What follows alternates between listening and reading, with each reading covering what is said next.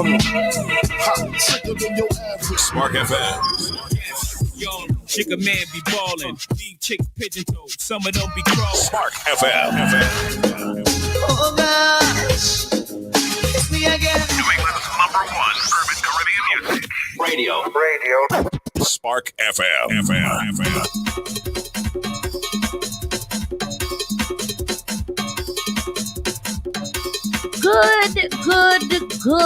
Good morning.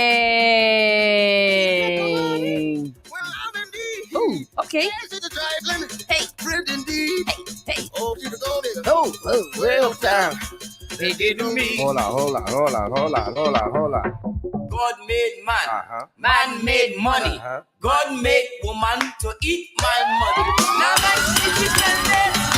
Yeah! Boy, I can't even let. Yabby mo, you keep my seat. She go spend all your money. Oh, see, this is the kind of music that I need to hear all the time in my life.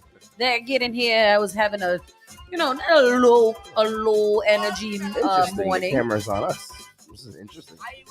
Oh, Wait, that was the other one. oh, it look nice.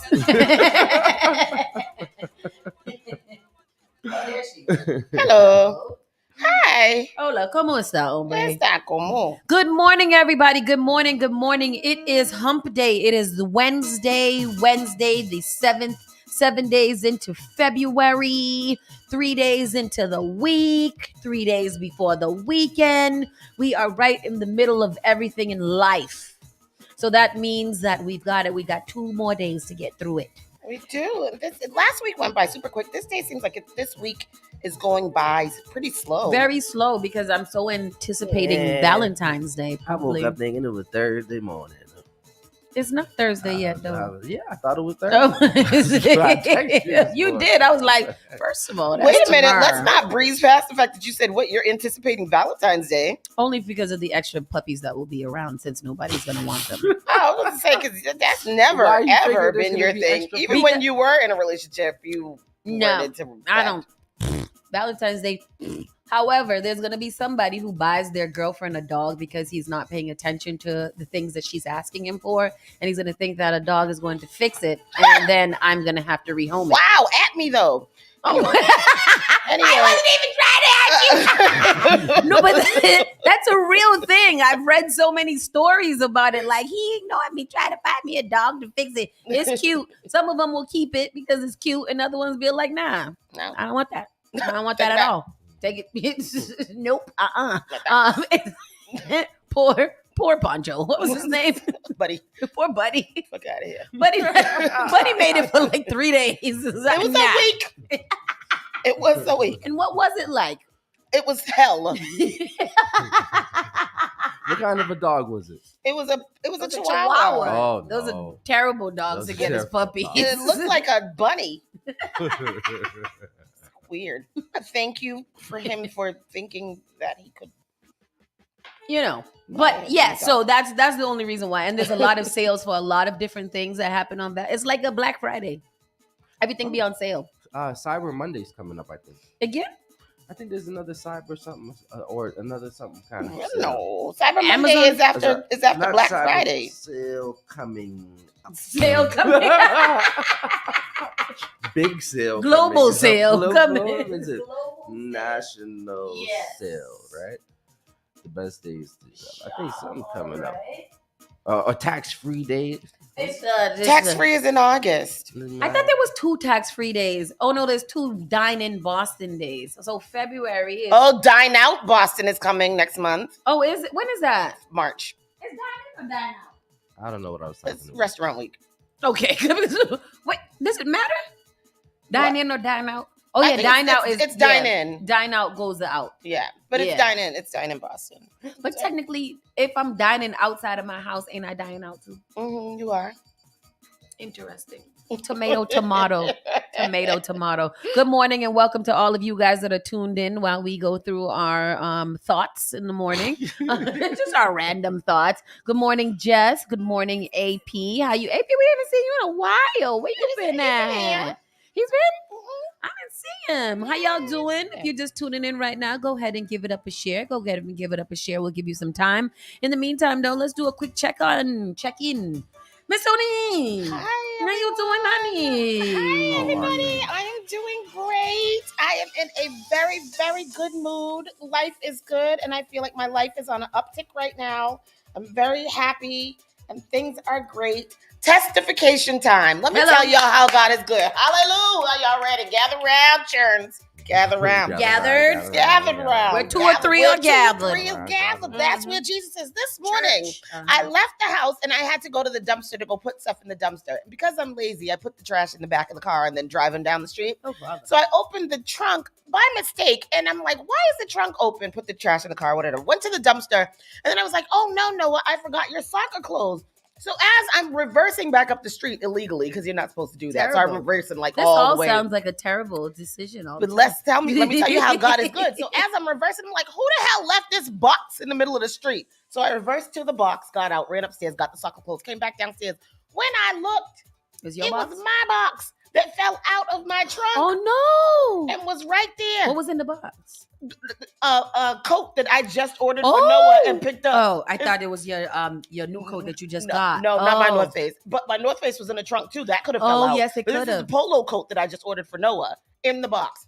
That's the box that I reversed to. God sent us back to get the box. Hallelujah. Hello. Look at that. Hello. Let me tell you. One time I remember I went to go run or something like that in Franklin Park. And when I was coming back, I'd put something in my trunk and I forgot to close the trunk. So I pulled off. The whole trunk was lined on what is that place, right? The Franklin Park driveway. The whole thing. Remember my purse when we were on the highway that time? My dad shut my purse into the door and like upside down. So it was just the bottom of the purse that was stayed inside the door and everything that was in my purse spilled out on the highway. Oh, wow. And when we realized like miles and miles down the road, we went back and all of my stuff was right there on the highway. Even our money. Even my money, my wallet, my money, my camera, all kinds of stuff was right there on the road. But God is good. So anyhow, I'm doing good. Yesterday I had the best little Starbucks date. It was adorable.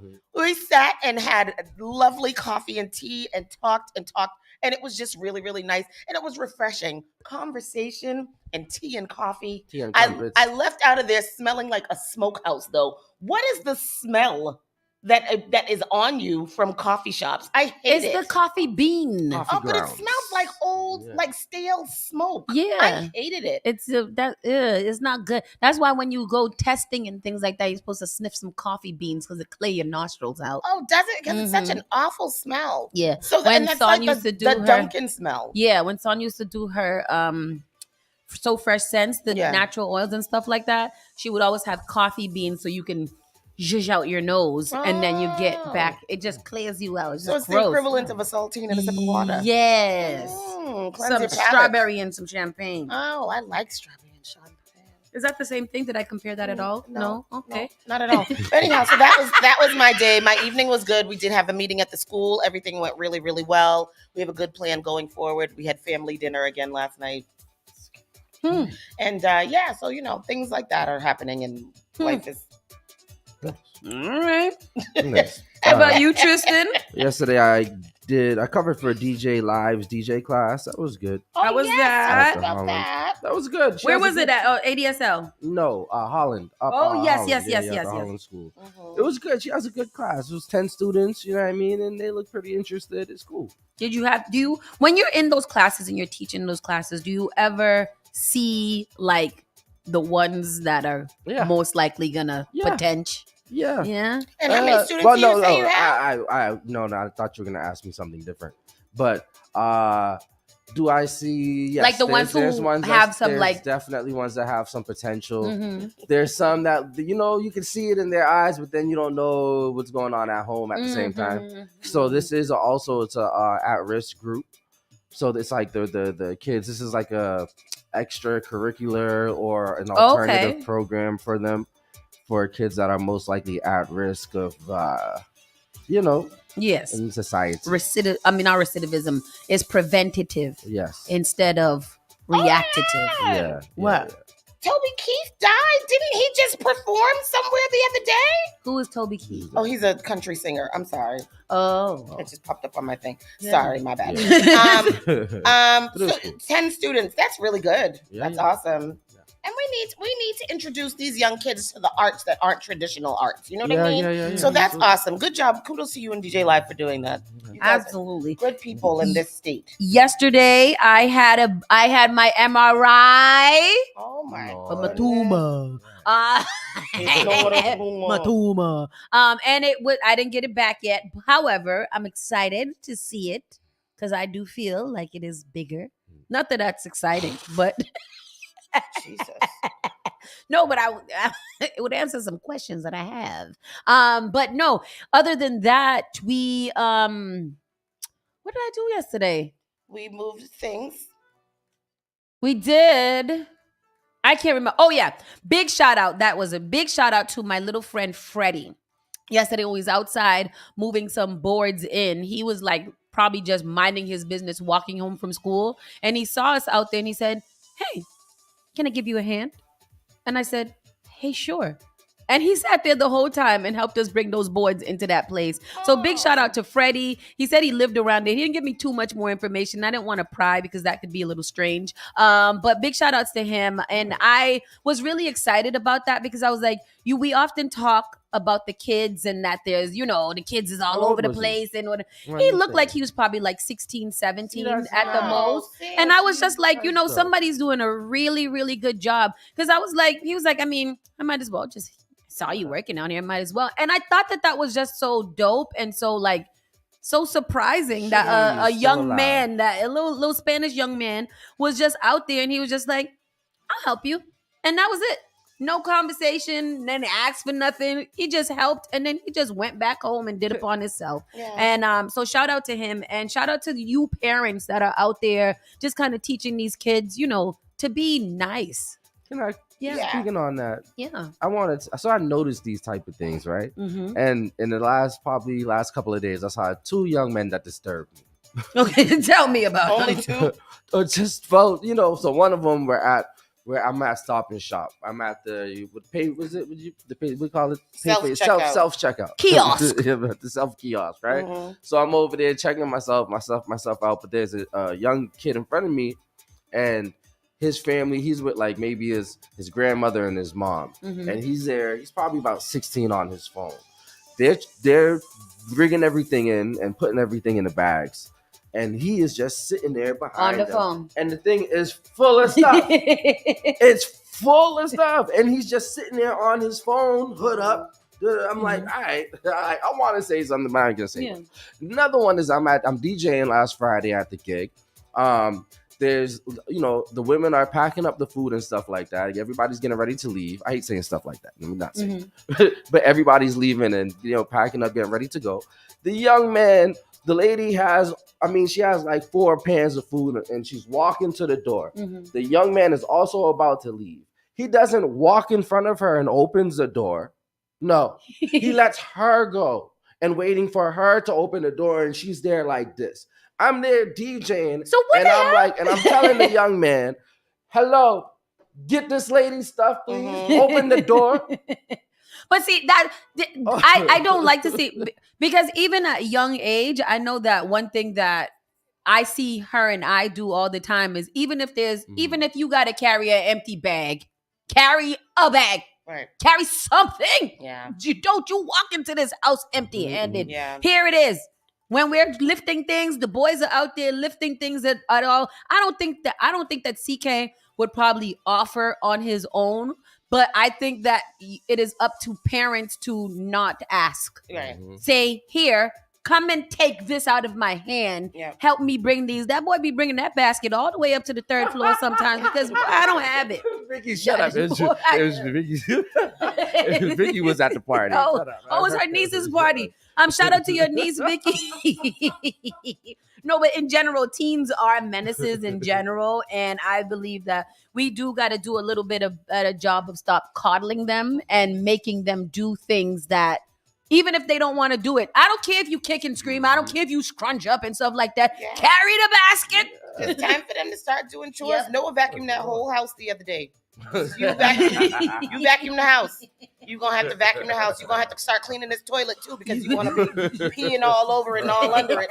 There you go. That's your responsibility. Come on now. Time to start learning skills. Our grandmother always said, can no woman make no style on her sons? And because she taught them how to do everything, cook, clean, sew, everything. My daddy be in there sewing patches on his uniforms and all that. He can't tell them nothing. Who posted? Somebody posted something about Gen X. Well, anybody 42 and older, don't play with them because they had a key at the age of 5. They know how to cook full meals by the age of 9. Listen, they was out doing okay, like learning things, life skills. Larry says, remember you seeing your friends' parents coming in with groceries. You knew to go. Exactly. You didn't even question it. You go, ma'am, can I help? Do you need some help? And I do that now. And that's what we was talking about the other day is that, you know, like the installation of respecting your elders was really prevalent in our days. And nowadays it's just really not, because I can't watch anybody carry up a whole bunch of bags and not at least offer to help. I hope that they say no. I really hope that they say no. However, those are fancy ones. However, you know, these people really got to do better. I'm going to hit you. Biggie, hit me on the side there. Yeah. So let's get into the show in the entries for some time. I thought I didn't. Oh. That's on purpose. I'm like, I can't hear. Why couldn't you? Oh, Lord. That's terrible. That is terrible. So yes, Saucy and Friends in the morning. We're about to start right now. Let's go. You're listening to Saucy and Friends in the morning with Miss Hot Sauce, Miss Tony, and Rockstone Triz. The only thing that does matter is great music, and you will find it here. The all-new Spark FM. The all-new Spark FM. Log on to sparkfmonline.com. Call Spark FM at 617-272-3387. Spark FM Online, number 1 for urban and Caribbean music. We are here. This is Saucy and Friends in the morning every Monday through Friday from 9 to 11 a.m. Right now it's been about 8:30 to 11 a.m. So make sure you guys tune in early to get your little fix of tunes, information, news, and entertainment, and so much more. This show is hosted by Rockstone Triz, Miss Tony B. Nolan, and me, Hot Sauce. Yeah. You be doing it wrong because I want to say my little tagline. This is presented by... You got to say Miss Hot Sauce, Miss Tony, and then Rockstone. I ain't saying you last. Yes, because I'm the last person. It's your show. My show. I go last. But I'm remembered. Let me stop. I don't care. Miss Hot Sauce, Miss Tony B. Knowing, and Rockstone Triz. That's me. Today's Wednesday? Today is Wednesday. Wow. I got that shit. I want to say it's me. It's me too. Damn it. Hot Sauce is me. Today is February 7th. It's approximately 9:30 a.m. in the morning, and the weather will be a high of 40 degrees, sunshine and clouds mixed today, winds in the northeast at 5 to 10 miles per hour. Tonight's going to drop down to 28, and it is freezing already. It's just cold. It's very, very cold outside. So bundle up, people. Put a hat on the children. Let's get into the around the way news. Mayor Wu extends fare-free bus program in Boston on 3 routes until March 2026. Oh, I was about to say, woo, till March. March is tomorrow. It's tomorrow. A trio of MBTA bus routes in Boston will continue to operate without charging fares for another 2 years, thanks to an investment of more than $8 million from the city. Wow. Mayor Michelle Wu announced on Tuesday. While the transit agency prepares to roll out an extended system-wide low-income fare option, Wu said her administration would continue to use federal pandemic aid to cover the cost of running the routes 23, 28, 29 buses free to riders. The city-funded program, which started with the Route 28 bus in August 2021 and extended to 3 routes in February 2022, was set to expire at the end of the month. Wu's office said Boston will use $350,000 per month in American Rescue Plan Act funding, which comes out to about $8.4 million over the course of 2 years, to keep the 3 bus routes free until March of 2026. Yeah. Here's the rest of the clip here that Tristan has. I think this is amazing. I'm really happy about this. And This was a program that started in 2021 with just Route 28. The year-long pilot project expanded to 2 years and 2 more routes. Without the extension, it would have expired this month. The city plans to pay for it using funds from the American Recovery Act. Well, no, it's That's really good. Have you guys been on the bus? Any of these free lines? I've been on 28. You had to go downtown, or I've been on one of the lines. It was. I don't think that I've ever rode the bus from Dudley to Mattapan. No, never. But you guys don't live in. No, maybe I did. But I have all the time. I used to live in but from Dudley though. Like, what would you be doing down that end? When I was in high school. When I was younger. Oh, being ridiculous. Being rambunctious. I don't think I have. I think that the most that I might have rode it up is. I don't think I have. No, I remember riding back in the day too, from like the middle of Mattapan further into Mattapan, but I don't think that I've ever done the full route. And because it's free, me and CK will. Me too. Yeah. Because I can. I mean, you have to. I mean, it makes sense. I'm going to. Yeah. I'm going to do it. I didn't realize that it was free, but when I went to go do my thing, I was like, oh, and then I remembered it was free, but it was pretty cool. Yeah. It makes the buses efficient, makes doesn't hold up the line, all this, whatever. People, and I always like to go to the comments just to see what the racists are saying, know. And it's like, it's always free rides in Boston. Is that the only town that needs a helping hand? Yes. Yes, it is. Yes. Yes, it is. Where are you from? Wellesley? Right. Woo, nothing is free. It's taxpayers' money. It should read, Mayo R. Woo is going to foot the whole bill for free bus rides. Shut up. What are you saying? Make it all free. Don't discriminate. Now, I like that too. Make it all free. If they want to push us to get rid of our vehicles, I might consider. Right. I might consider in the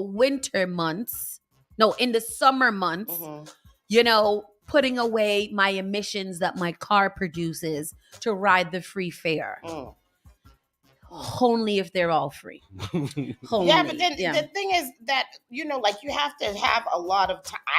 The T doesn't work for me because you have to have a lot of time. You got to prep yourself, yes. I don't have a lot of time. Good you don't morning, Nicole. Hey, girl. Hey.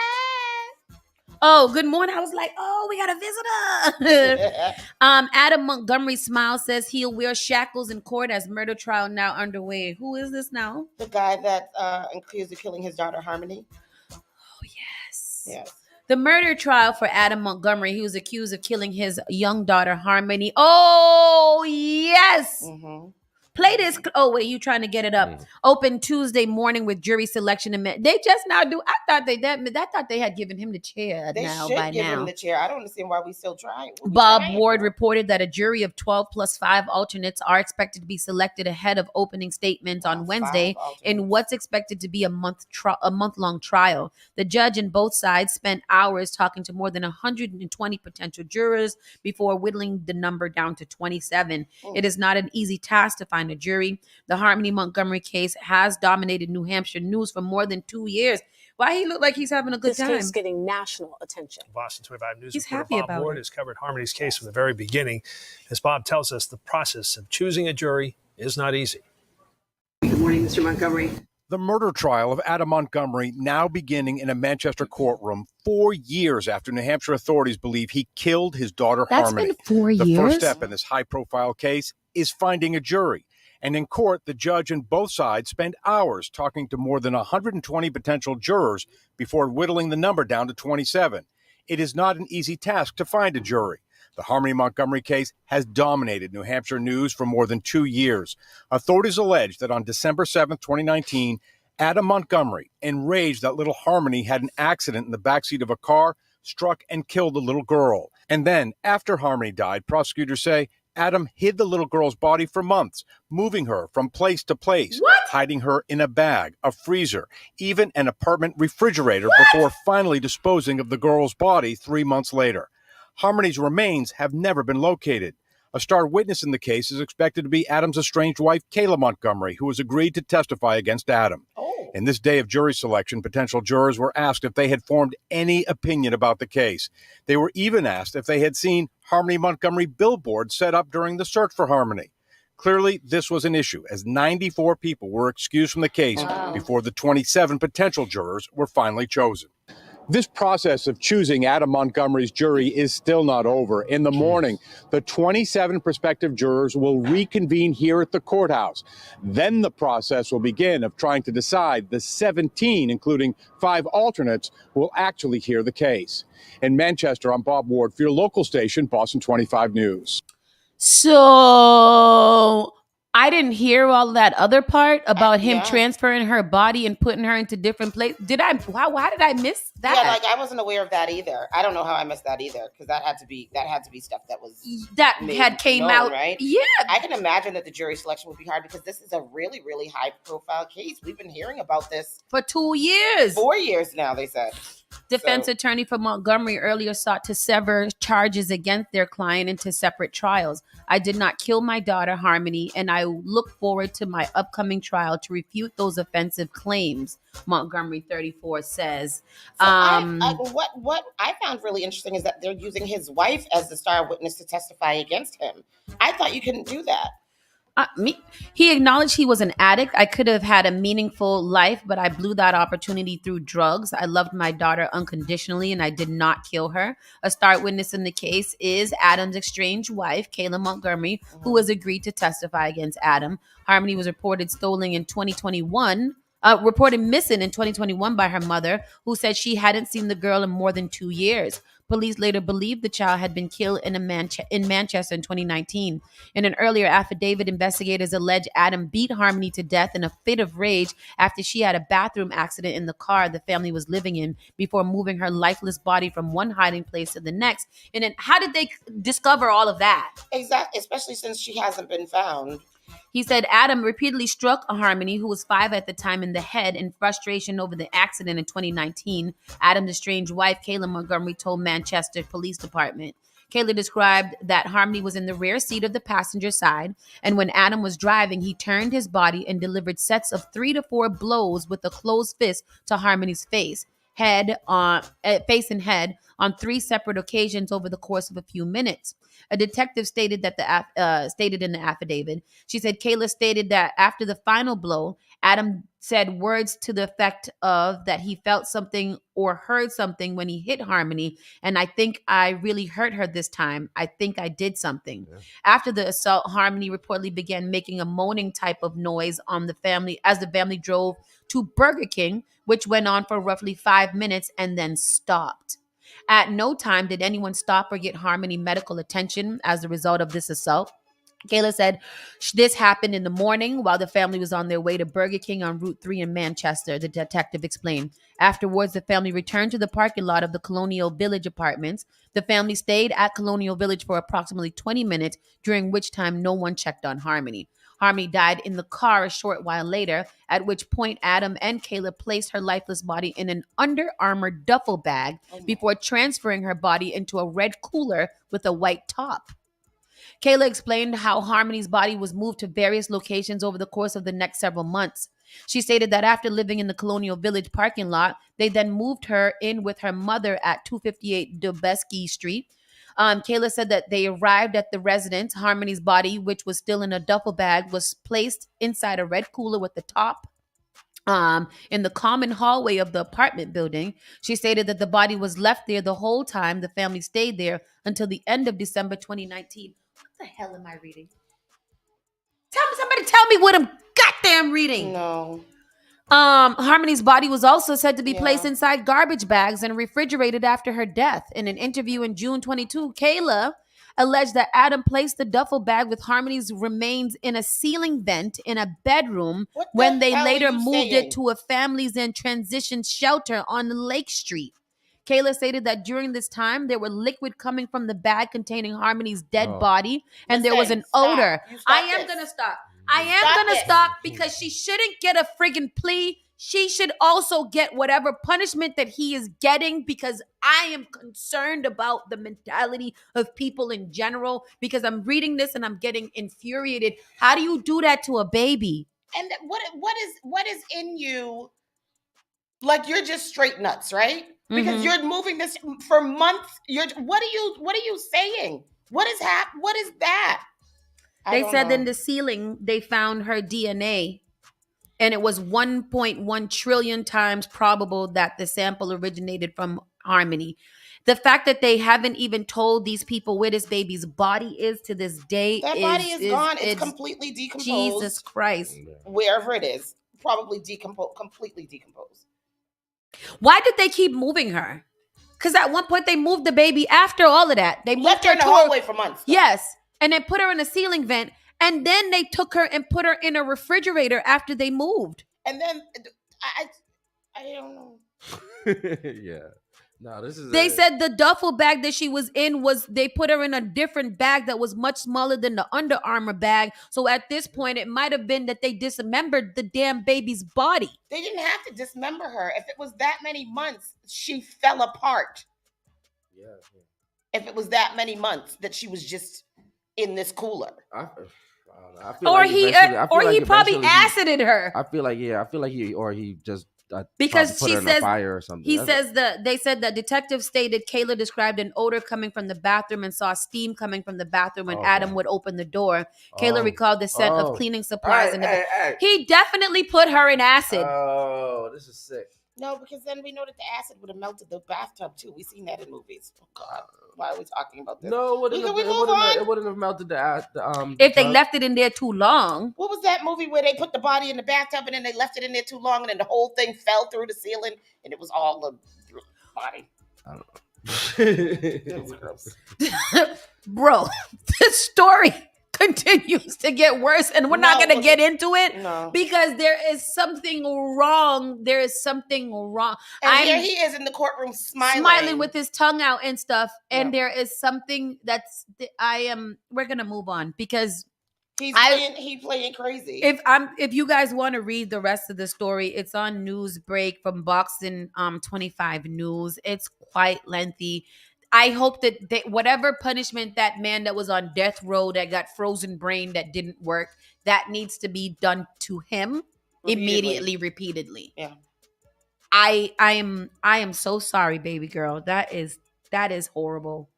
Again, I am upset. And so she was in his custody because the mother was a drug addict and wasn't able to take care of her. So they gave custody to the father. And then he's homeless. They're living in a car in some parking lot all these years, but nobody ever did anything about it. So sorry, baby girl. Boy, I tell you. In other interesting news, witness video shows people using a fire extinguisher after a crash at a gas station in Roslindale on Tuesday caused the pump to go. Which one is that? The crash and fire caused the station's fire suppression system to go off, and debris could be scattered across the parking lot and pumping areas. There's no additional information immediately at this. I always wondered what is the percentage of gas station. That looks like a prime. That's not our prime. No, I just went to our prime. Damn. Yeah, so that's not damn. I always wondered like the percentage of gas stations that actually have explosions and things. Street. I want to go see it. I'm glad that nobody was hurt, but that's crazy. Yeah. Wow. Life-saving locks instilled in Massachusetts schools. Locks? Yeah, life-saving locks installed in Massachusetts schools as proactive safety measure. What that mean? Hold on one second. Yeah, let's go to that. That seems interesting. Hold on, everybody. We're pulling up the audio. Is the first school in Doug. They can withstand up to 2,500 pounds of pressure, and they're so easy to use, a child could possibly engage them. Paul Revere Elementary is the first school in Massachusetts to install the flip lock devices. It's a bright red lock on the back, a reminder to immediately call 911. The device is made out of airline aluminum. Administrators considered several products before landing on this particular lock. Teachers say the device makes them feel safer in their classrooms. It definitely has crossed my mind, and it's something that I usually rehearse in my head. Oh, what will happen if there's a bad person in the school trying to do harm to our students? And I always rehearse, oh, what would I do in this situation? But having something like that definitely makes it easier.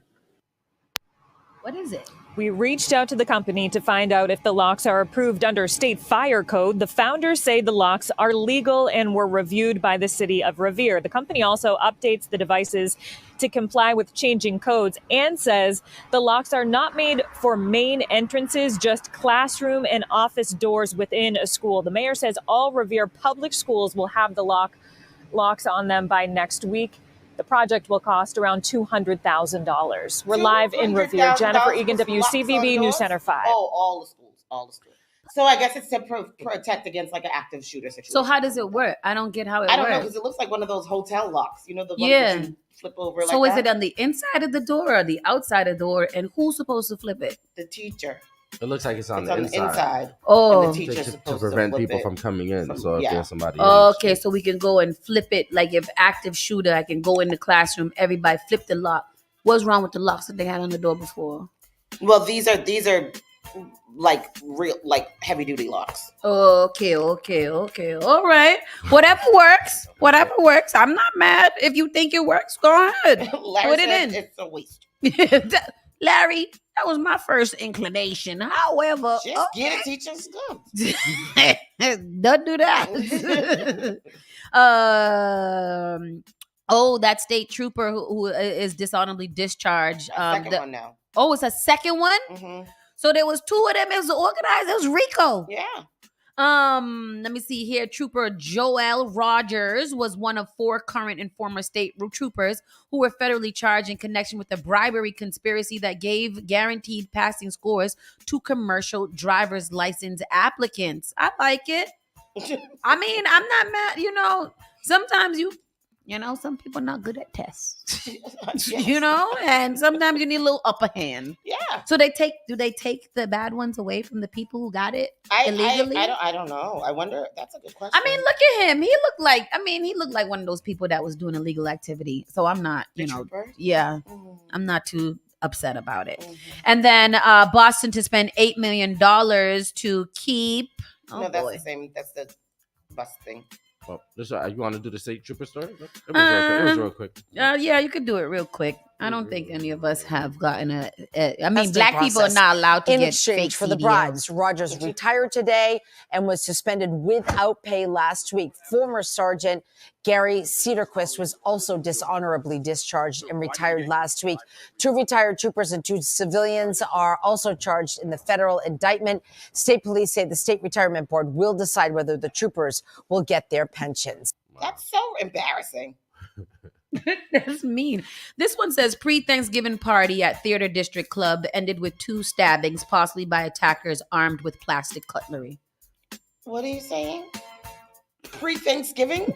Where are we? I don't know where I am. It is not an old story. I should get into it, but Adam's headlines are great.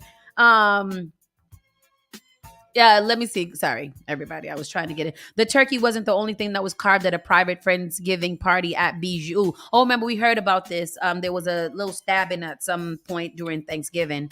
And now the Boston Licensing Board. Oh, yes. Yeah. And now the Boston Licensing Board has to decide whether the club could have foreseen the unforeseen slicing and done anything to prevent it. At a hearing on yesterday, BPD officers said that they responded to the club around 1:50 a.m. on November 23rd. By then, the Thanksgiving to find a large crowd milling around outside, with people arguing and fighting with each other, and one man with stab wounds to the right side of his back as he was transported to nearby Tufts Medical Center. He was taken to Mass General after he first refused medical attention. Club attorney Stephen Miller said a private group had rented the club for a Friendsgiving party. It was a full dinner, Thanksgiving dinner, with all the trimmings and added items like lobster, etc. It was a rather elaborate affair with all the food, he said.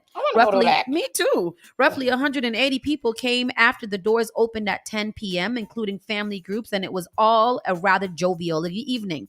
One of the more quiet, easier evenings at the club, he said, adding some 18 security guards were on duty that night.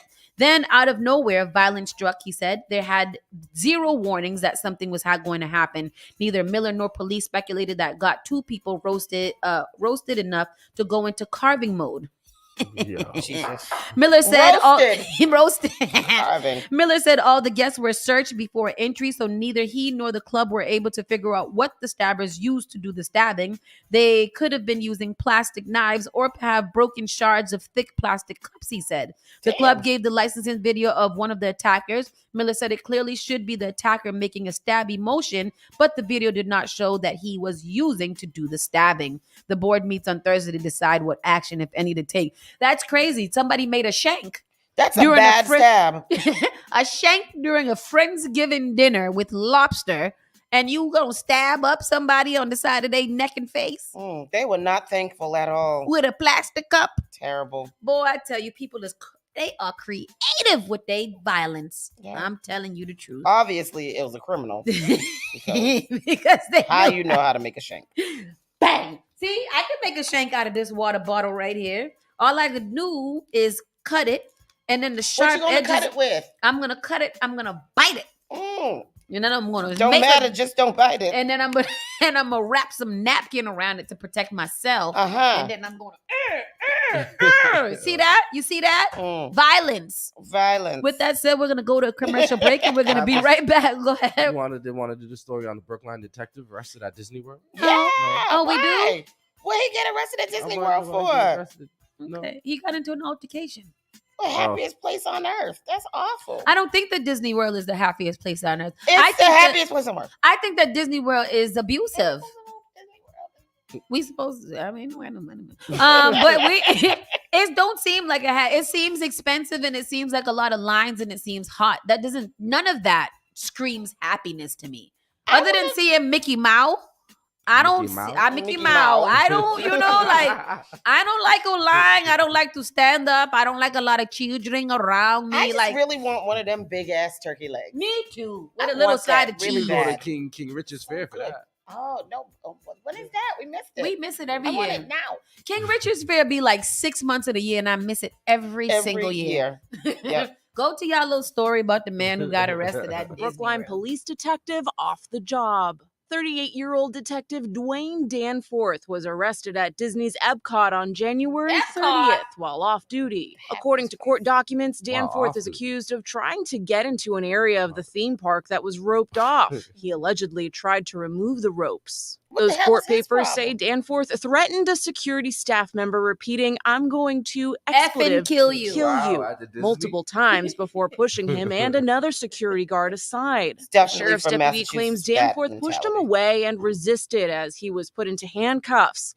An alleged outburst seemingly out of character for Brookline's 2021 Officer of the Year when he was recognized for his ability to de-escalate tense situations on the job. Brookline's police chief says, quote, Detective Danforth will remain on leave pending the outcome of an internal investigation into that incident. Danforth has served Brookline for 14 years and is a U.S. Army veteran. The Brookline Police Union releasing a statement saying in part, despite Detective Danforth's many years of outstanding service to our country and community, we also recognize that no person is perfect.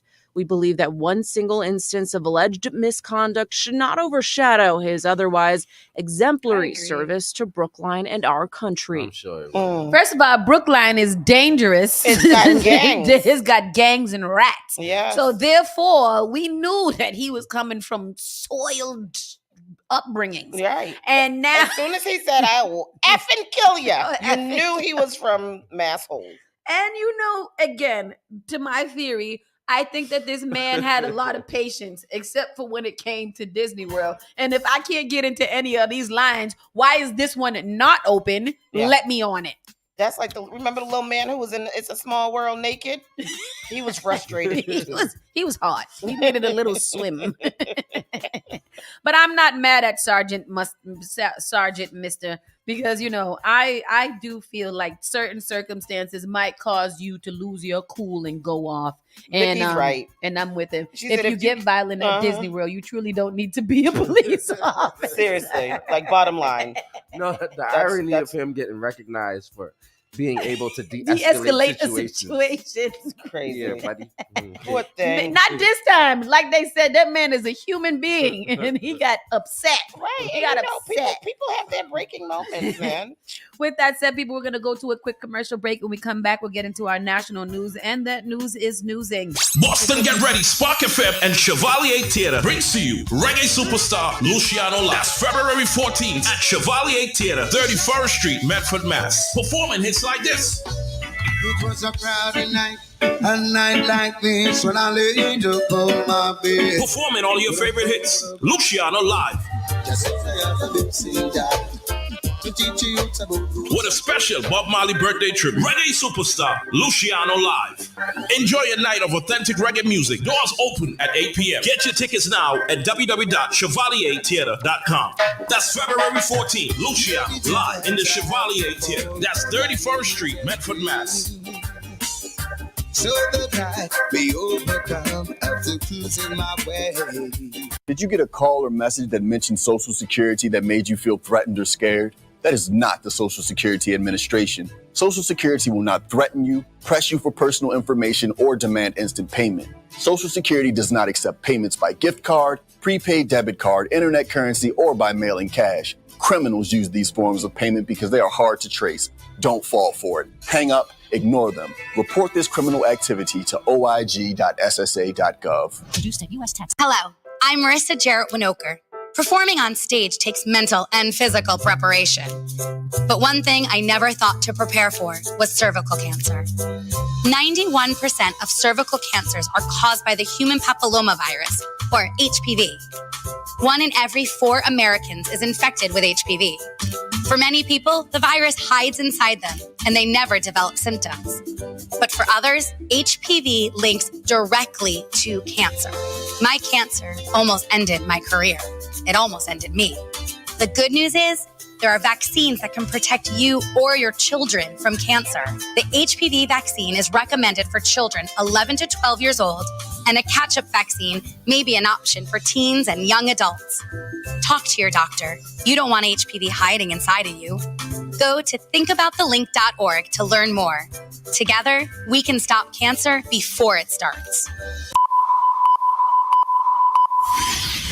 Spark FM. I know you nasty. She be touching on her own body. Igniting the airwaves. Spark FM. Says she wanna take me away. Says she wanna take me away. Says she wanna show me the way. Join us on Facebook and Instagram at sparkfmonline.com. Turn us up.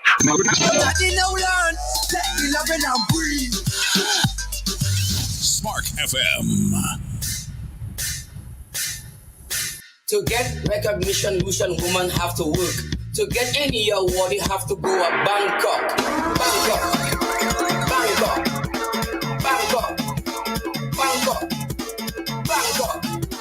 Bangkok. Bangkok. Bangkok.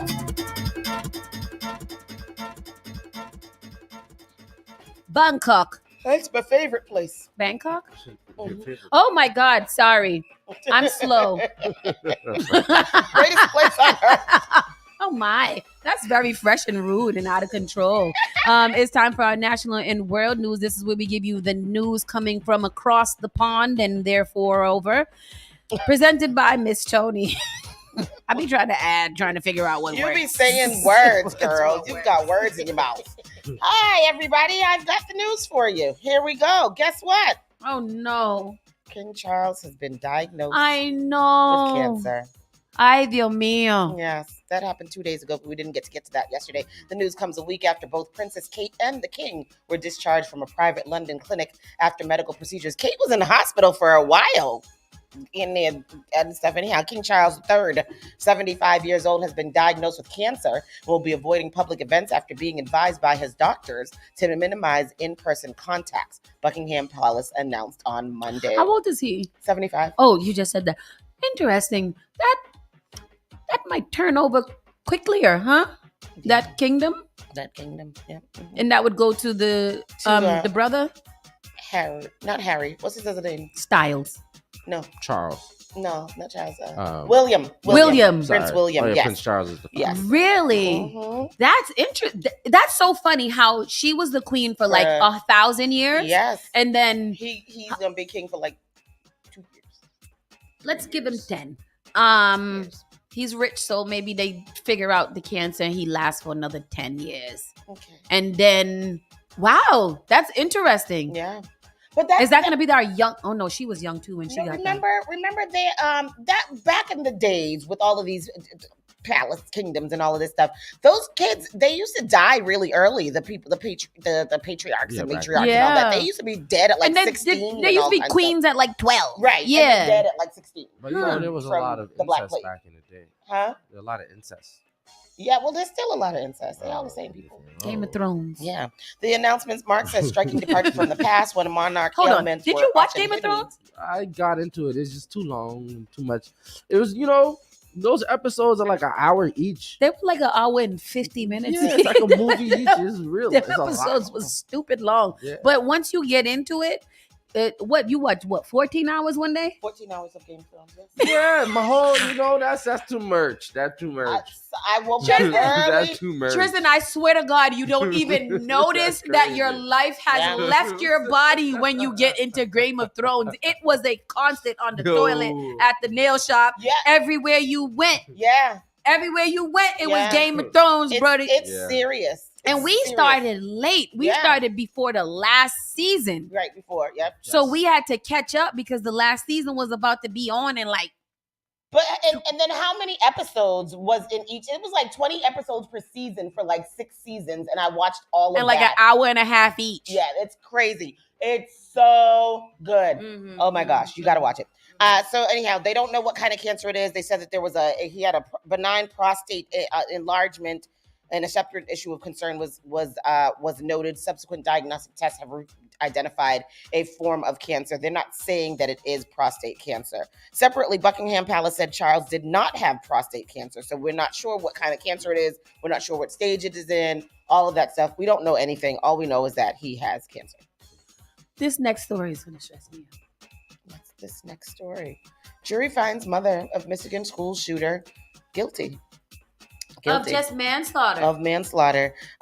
Guilty of involuntary manslaughter. Well, I mean, why?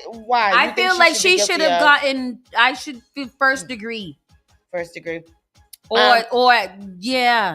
First degree. Well, because she wasn't the actual shooter and the son has already pled guilty. She's an accomplice. She was pretty much his partner in crime. She should receive the same exact. She encouraged it. She ignored it. She did all of the things, and had she been a mom, those parents would have still had their children. Yeah, that's how she had done what she was supposed to do as a mother. Those children would not have been dead, and it is her fault. Yeah, it's her fault. I agree with you. Also, this is the first time that a parent has ever been held accountable. Touche. This is setting precedent for what is more to come. So this is good. This is good. Fine. A Michigan jury found the mother of convicted school shooter Ethan Krebly guilty on 4 counts of involuntary manslaughter on Tuesday for the deaths of 4 students at Oxford High School in 2021. The jury went home without a decision on Monday following hours of deliberations and returned to the Michigan court on Tuesday. Prosecutors argued during the trial that Jennifer Krebly was grossly negligent when she did not tell school officials that her family had guns, which included the 9mm handgun used by her son at a shooting range just days before the November 30th, 2021 deadly shooting. The jury sent a note to Oakland County Judge Cheryl Matthews about 4 hours into deliberations on Monday, asking if it could infer anything. Okay, from the prosecutors. Let's go With the into the verdict, a story. Michigan mother found guilty on all 4 counts of involuntary manslaughter. I love him. In her son Ethan Crumbly's deadly shooting rampage at school. He reminds The me of the first other one's parent brother. ever to be convicted in their child's deadly school shooting. Mayor. Jennifer Crumbly seated in that courtroom hearing the verdict, guilty on all 4 counts. Her attorney visibly shaken. Crumbly simply bowing her head. Tonight, the jurors, some of whom are parents, others who are gun owners, not taking these deliberations lightly. And what the jury foreperson said after the verdict. ABC's Trevor Ault leading us off at the courthouse in Michigan tonight. Tonight in Michigan, that historic verdict. We find the defendant guilty of involuntary manslaughter. Guilty of involuntary manslaughter. Guilty of involuntary manslaughter. Guilty of involuntary manslaughter. Jennifer Crumbly guilty of those 4 counts of involuntary manslaughter, one for each of the students her son murdered at Oxford High School in 2021. She is the first parent in the U.S. ever held criminally liable for their child's school shooting. The jury, comprised of 6 men, 6 women, some parents, some gun owners, deliberating for 11 hours over 2 days, determining Crumbly failed in her duty as a parent, ignoring the signs of her son's deteriorating mental health and gifting him the gun he used in the shooting. The defense argued it was her husband James's responsibility to secure the weapon, but the jury foreperson saying after the verdict, the thing that really hammered it home is that she was the last adult with the gun. Prosecutor showing this video in court, Crumbly taking her son to the firing range. You're the last adult to have possession of that gun. Correct. The shooter bringing that 9mm handgun to school just 3 days later. And even that morning, prosecutor said Crumbly had the chance to stop the shooting, called in for that meeting with her son's counselor, the school concerned about what was written on his math assignment. Crumbly never telling the school to look for a gun, the shooter opening fire hours later. Today, Crumbly sitting motionless, eyes down as the verdict was read, quickly escorted away in handcuffs. The judge thanking the jury. We all know that this is one of the hardest things we've ever done. Prosecutors shaking hands and hugging the families of the victims. And tonight, Craig Schilling, whose son Justin was killed, with this message to Jennifer Crumbly. You wouldn't have to go through any of this if you would have just done your job as a parent. So you had a chance to do it and you didn't. And now it's your time. Jennifer Crumbly's sentencing is now set for April, and her husband, James, will stand trial in March. David, this is really a landmark moment for parents, given what this jury decided, that a parent can be held responsible for a child's school shooting. Yeah. I mean, go back and get all other ones now. Yeah. I mean, sometimes, like sometimes. In this case, it was clear, cut and dry. I feel like a lot of times these people do a really great job. Like there's been some that the children have turned the guns on their own parents and killed them or their grandmother and stuff like that. She said she wishes that her son had just killed them. Well, she absolutely, because they definitely needed to be dealt with in that manner. But hers was so blatant. I think there was no way to there was no question about what she did or what she didn't do. Like there is video evidence of you, first of all, teaching this boy how to shoot. Yeah. And then when you found out that he had, like you notified people that he was saying some crazy things. What was going through her mind that day when she did not feel like she should take him out of school or tell them that he had access to a gun? Or something like, what do you think was going through her mind? It's probably, she joked about it. She said, at least you didn't get caught. Like she wasn't thinking anything. To her, it was just all, a joke. Like when you don't, I think the problem is that she didn't pay attention to his crumbling mental stability. And you could see that. Exactly. That's terrible. Yeah. That's terrible, but I am glad that I thought, you know what I noticed? Did you see how much she's aged? And how bigger she's gotten, yeah, too. like what's she eating in there? Noodles. Ramen. Crazy. Just speaking of the other day, I have to tell mommy that I'm a grown woman. Don't be offering me no noodles when I say I'm hungry. Want some noodles? She was like, I was like, Ma, I'm hungry. Do you need me to pick up anything? I mean, there's some noodles here. Ma, I am grown. I'm a woman. Did she mean those She noodles? did mean them. I know she did mean them because we didn't have no other noodles there. Oh, wow. I was like, lady, you want a sub? Yeah. You want steak and cheese or what? I need protein and carbohydrates. Yes, girl. Protein. Golly. I'm gonna cook tonight. I got to cook something tonight. Last night we had that nice little family dinner from what you call it? What they got at Rosendale House of Pizza with the pizza and the chicken wings and the salad and the soda. Oh yes. That is a meal deal. How much was it? $33? $32. $32? Yeah, That's good. Yeah, a large pizza, a salad, 8 chicken wings, all right, and a soda. We're gonna have that right tonight. Yes. We're gonna have that right tonight for dinner. It's so good. Except that CJ don't like no pizza all the time. He'll eat the pizza, but he don't want that. That boy wants food. He wants food that you can eat with a fork, and I get it because that's how I've been. But don't get him wrong. He will still eat that pizza. He will. With a side of rice and beans. Family of black girls handcuffed and held at gunpoint by Colorado police reached a $1.9 million settlement. Paid them. The black girls lay face down in a parking lot crying no and mommy as a police officer who had pointed her gun at them then bent down to handcuff 2 of their wrist. The youngest wore a pink tiara as she held onto her teenage cousin's hand. The 6-year-old Lovely watched as her mother, Brittany Gilliam, was led to a patrol car and handcuffed after she shouted in frustration at the police, who mistakenly believed the car she was driving was stolen. 3 years later, Gilliam has agreed to a $1.9 million settlement with city officials in the Denver suburb of Aurora to resolve a lawsuit that claimed the police officers' actions were evidence of profound and systemic racism, a lawyer for the family, David Lane, announced on Monday. I feel like those kids deserve everything for what they were put through, not just me, Gilliam said. A spokesperson for the city of Aurora City did not immediately comment on Monday. That summer day in 2020 was supposed to be a fun girls' day out for Gilliam, her daughter, her sister, and 2 nieces. Instead, it became a tragic ordeal. Including... Here is the video clip of the... vehicle. Can't walk up to a vehicle because we don't know what's inside the vehicle and what's going on. Brittany Gilliam and her family, including 4 kids, ages 6 through 17, were out looking to get their nails done and have a fun girls' day out. They had stopped in a parking lot to figure out where they wanted to go. Aurora Police Department was cruising the lot. They pulled up the plate. The plate came back stolen on the first hit. They stopped, they drew their guns, they ordered everyone out of the car at gunpoint. Brittany got out of the car on the driver's side, and they ordered all these kids out on the passenger side, and one by one they put these kids face down on hot pavement in August, including a 6-year-old little girl. It was just absolutely appalling that these robo-cops from the same agency, I might add, that killed Elijah McClain, would put little children on the ground at gunpoint for any reason at all.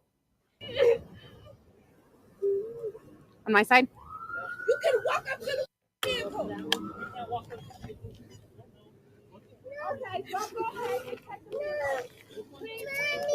Oh, these people. I was more scared than anything. It's so hot. Was there crying and screams. Are you kidding me?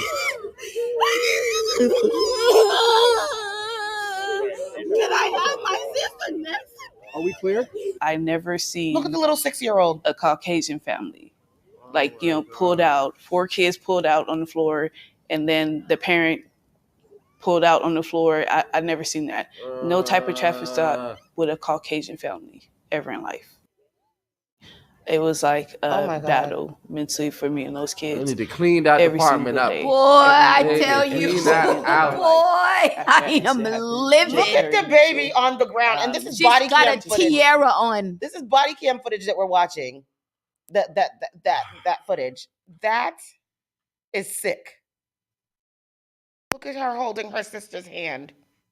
Never understand it. Oh my God. But I will say I forgive them. No. No. Black people. Oh, let me say something right now. Black people, y'all gotta stop being so forgiving. 1.9 is not enough. They should have gotten 1.9 million each. Each of them. We've got to stop being so forgiving because that's unforgivable.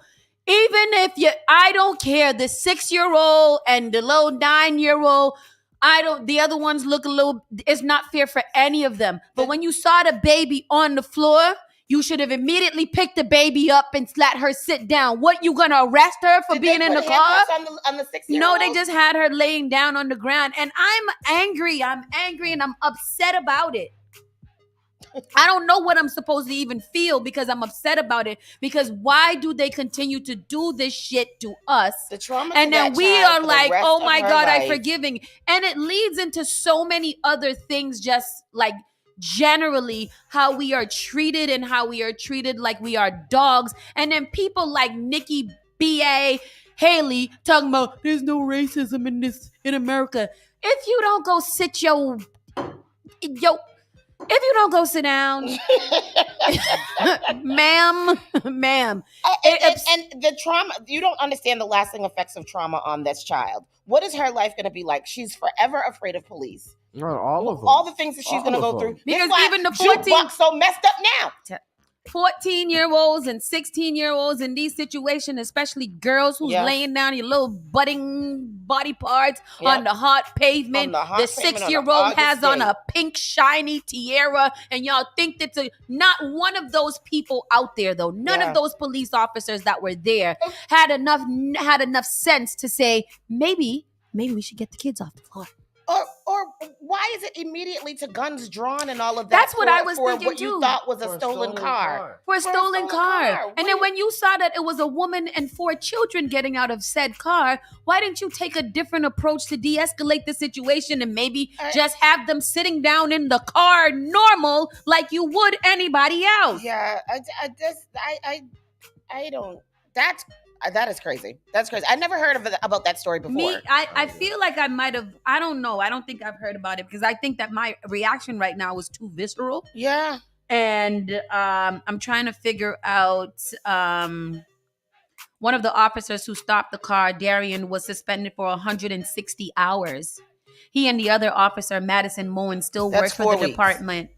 Video of an investigation by prosecutors found that there was no evidence that the officers committed any crimes, in part because they found that they were following their training for conducting a high-risk stop of what they suspected was a stolen vehicle. However, they said the incident was unacceptable and preventable and urged police to review their policies to ensure nothing like this ever happens again.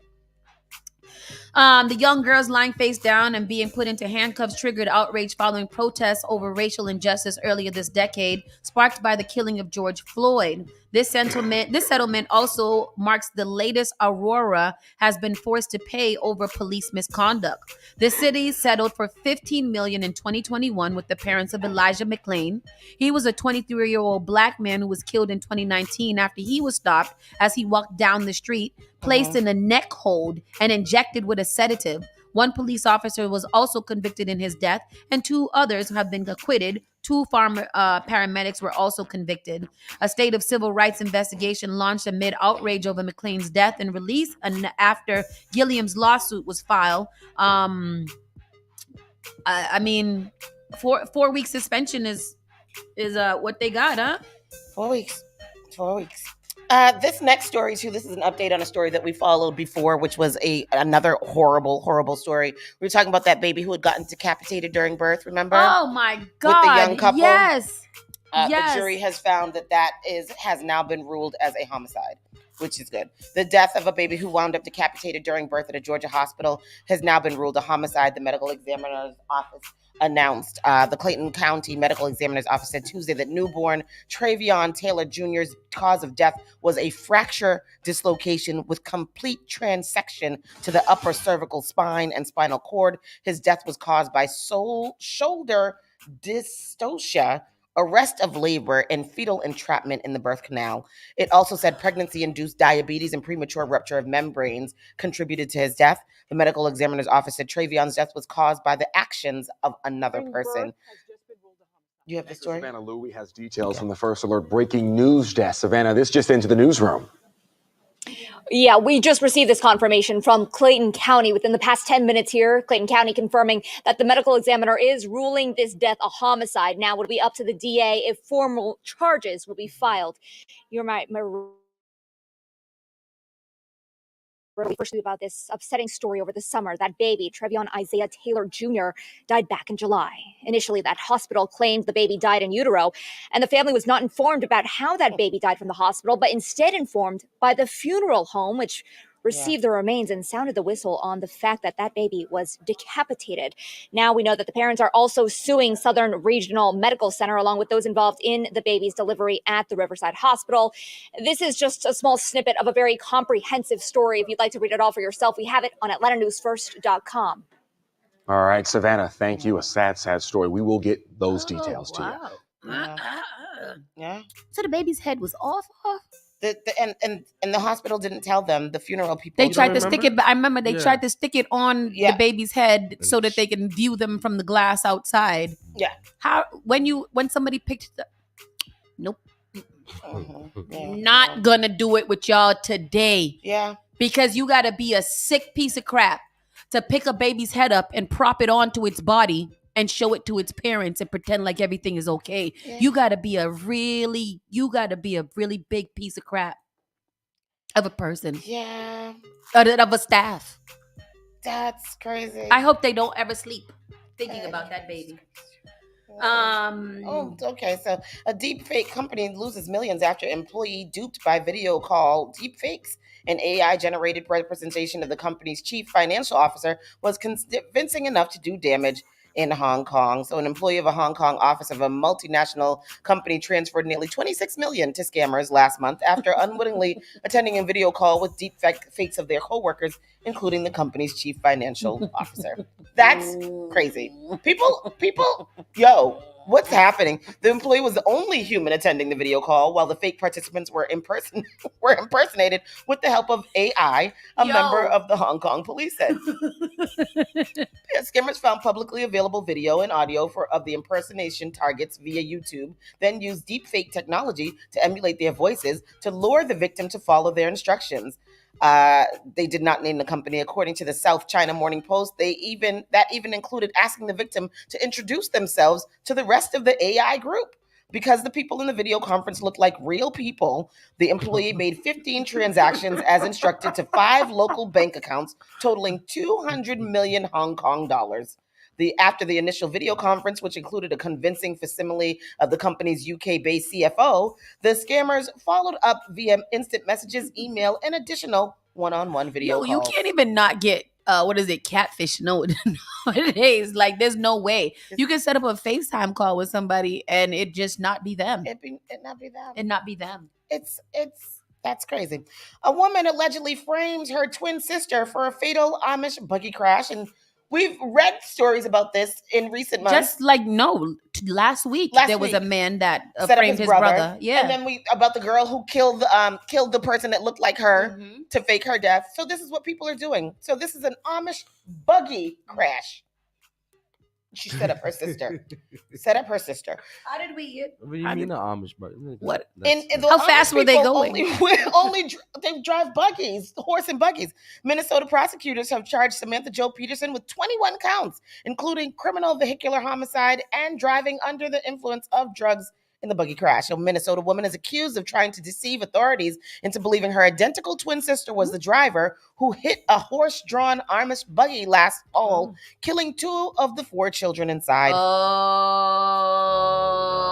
Oh, she was driving and they was on their buggies. And they were in How their did buggy. she miss it? There's a lot to sort out with these charges. That's right. Prosecutors believe Peterson not only called 911, they say she called her twin sister to come to the scene to take the fall for the deadly accident.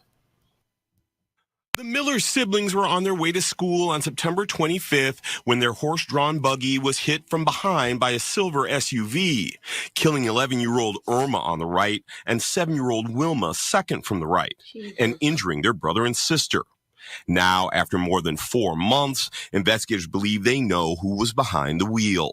According to a criminal complaint, when sheriff's deputies arrived on the scene, Sarah Peterson told investigators she was the driver of the car that hit the Amish buggy. But while Sarah was sitting alone in a squad car, a deputy's pocket recorder recorded her talking to her twin sister, Samantha, who was also at the scene through an open window. And Sarah said, "I think one of the guys is on to me, but I don't really care. And there's no way they would ever know the difference between the two of us, so they can't tell." At first, officers thought that Sarah Peterson was driving the motor vehicle. And after a variety of checking out the situation. They later on believed that Samantha Peterson was the driver. And prosecutors say the day of the crash, Samantha messaged 2 managers at her work saying she messed up and was under the influence of methamphetamine at the time of the crash. She In a texted, text exchange with someone else, DH says, "This little girl got killed today. So sad." To which Samantha replies, "Dan, I don't think you realize I did that." Oh my God. DH messages, "I'm confused." And Samantha replies, "Confused on what? I hit that Amish buggy and killed 2 people. Made Sarah come there and take the fall And this is for a it, text so I message? wouldn't go to prison." Oh. Investigators also found searches on Samantha's phone for what happens if you get in an accident with an Amish buggy and kill 2 people, how to lock an iPhone cops have, and if you hit a buggy and kill 2 people, are you going to prison? Now, the Fillmore County attorney says his office hasn't decided whether to charge Sarah Peterson in this case. By the way, GoFundMe. What happens if you hit an Amish buggy and kill 2 people? And then try to get my... how can I get my twin identical sister to take the blame for the fact that I drove a car and hit 2 people in a buggy and killed 2 of their children? Oh, and let me text my manager and tell him I did this. I think they might be on to me. And let me text my friends to tell them, yes, it was me. It was I, Sarah Henderson Peterson, that killed the 2 people. Let me send a copy of this article. Look what I did. Also, let me... How do I lock the phone that the police already have in their possession stating that I killed these 2 people? Like, if you're going to be stupid, how do I delete my search history where I search for how to kill 2 people? What happens when you hit a buggy? What happens to a girl named Sarah Peterson who hits 2 people and kills 2? Like, what is, I think that social media, and I always say this, social media is to blame because they have the children stupid. They are stupid. If I'm doing any crime, I'm throwing my phone into a river. That's what I'm doing. No, I don't want to have that. Stomp it, break it apart, take the chip, and then throw it in the river. Throw the chip and the phone in the river. Oh, but you have to anchor it in a bag with a heavy brick. See, this is the things that I would. These are the type of things. And before I did that, let me tell you who I'm not going to tell. Google and my family. That's who I'm not going to tell on myself too. I'm gonna help you get rid of the thing.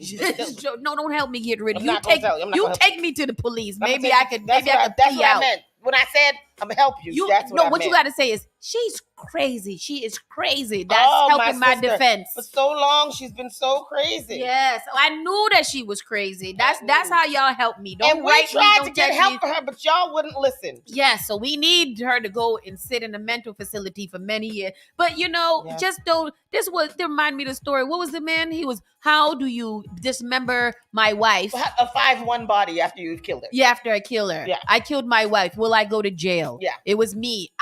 Kevin Anderson. I killed my wife. How do I How did purposely... Kevin Anderson get rid of my wife Janet's body, who was 5'1", lived in my house, and I have her in the basement right now?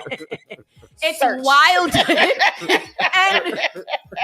that's not the right one. Let me pick a different one. Let me pick the second one because you never picked the first one. That's a sponsored search. Like y'all are wild out here. Wild. Y'all committing crimes and telling on yourselves and getting the death penalty because you are your own star witness. And that is crazy to me. I don't know how I skipped over this story, but Bet Favre auditor demands Bet Favre finish paying Mississippi for misspent welfare money. The auditor, Shad White, is demanding the former NFL QB repay nearly $730,000. Good. That was supposed to help some of the poorest people in the state. Good. Absolutely. Pay that plus Bet Favre. I think he should pay for emotional distress and conspiracy, lost wages, and loss of I don't like you. Yes, all of those All things. of it. Bet Favre, you have to pay those. What is that last name anyway? Favre. The R is silent. Then it's Fave. Favre. Oh, the R is a H. It's Favre. It's missing a vowel. Favre.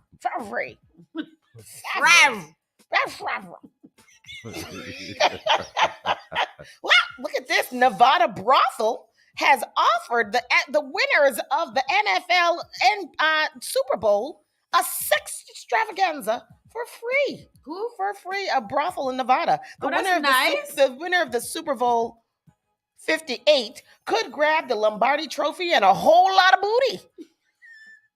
Because we have learned that a Nevada brothel is offering the big games winners a sex extravaganza free of charge. 2 workers at the famed Chicken Ranch brothel, Alice Little and Addison Gray, tell us bookings for their services have skyrocketed this week due to Las Vegas Super Bowl festivities. Las Horvis.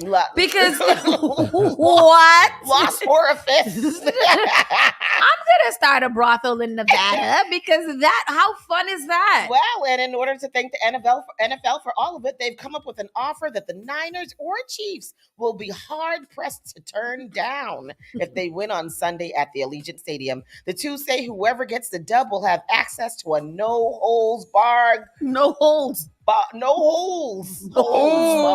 barred orgiastic blowout at the establishment's 40-acre campus. 48 acres of vagina, booty, and titties and mouth. And wow. Lost orifice. All the things. The package, the two say, includes a free limo service, access to the bar, swimming pool, VIP bungalows, and sex specialty areas. Wow. They added that nothing is off limits, explaining that anything the winners desires is 100% on the house and in their holes. It's only right that we play our part and express our sincere appreciation to this year's champions for their invaluable contribution. Vicky said 40 acres and an orgasm. I tell you, that sounds like a fun time. 40 orgasms in an acre. The brothel is also extending the invite to the players' wags. What is the wags? The wives and girlfriends. Oh, wives and girlfriends, with Gray telling us there's no need for the significant others to be left out. If any player would like to invite his wife or girlfriend, many of our ladies specialize in threesomes, orgies, and swinger sessions. Wow. All guests, male and female, are welcome to participate. The two tell us sex is not mandatory for the special deal, saying the winning team can just pull up to party away from the Vegas chaos if they choose. We're going to treat the big game winners like the gridiron gods they are, Little said. Meanwhile, the place's COO, Will Passione, is that his last name? Will Passione says he's anticipating a sizable uptick no matter what happens on the gridiron this weekend. And he tells us his workers are putting in overtime at the gym to prepare for the influx of customers, whether they're NFL players or not.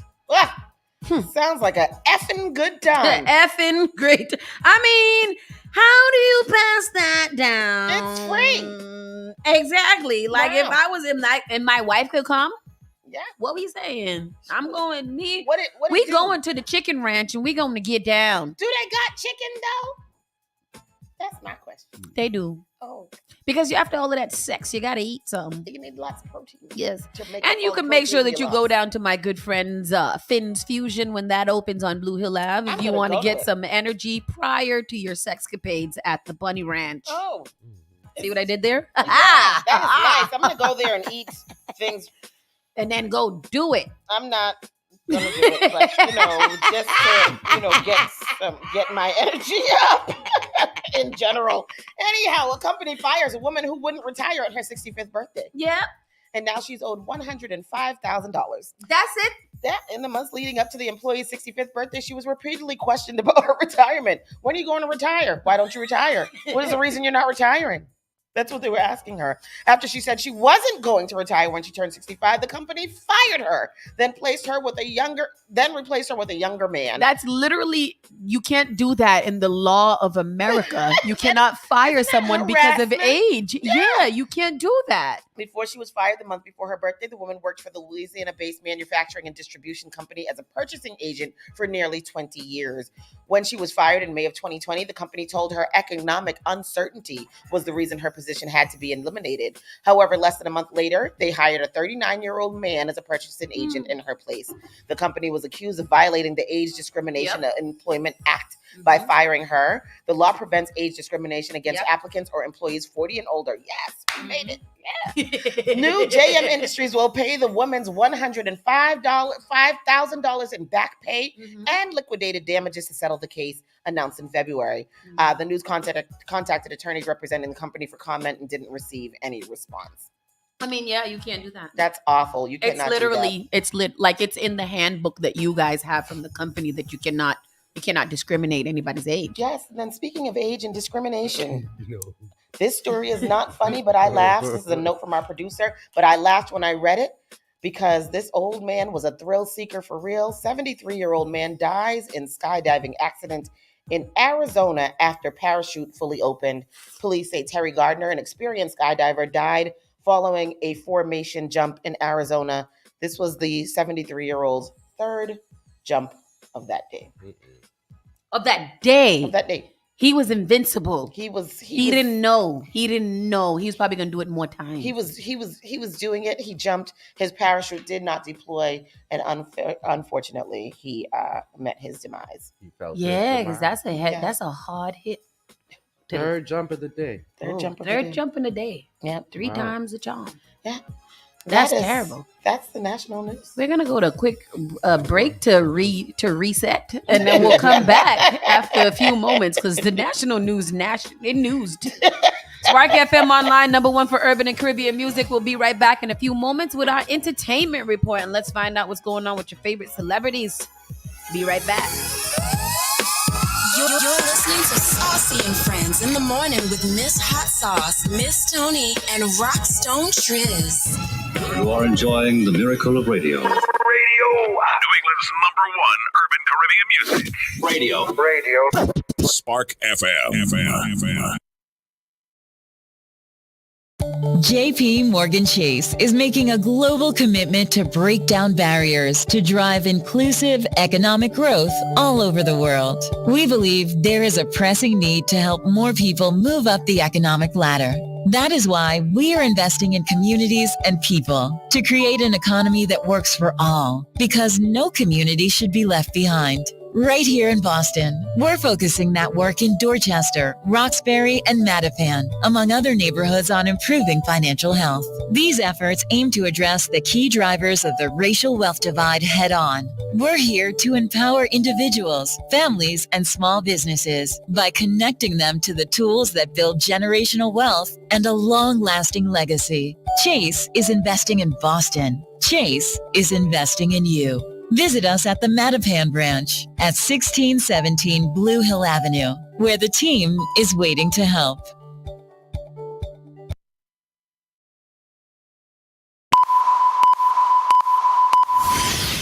Spark FM. Wizzy boy, make me dance. Daddy-o, make me dance. Igniting the airwaves. Spark FM.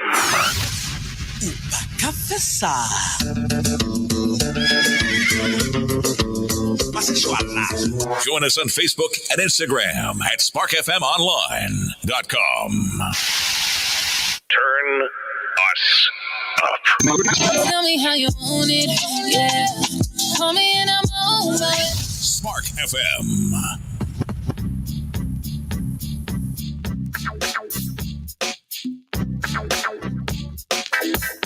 Oh, don't say that. Don't put that together. Terrible. To the top. Margarita.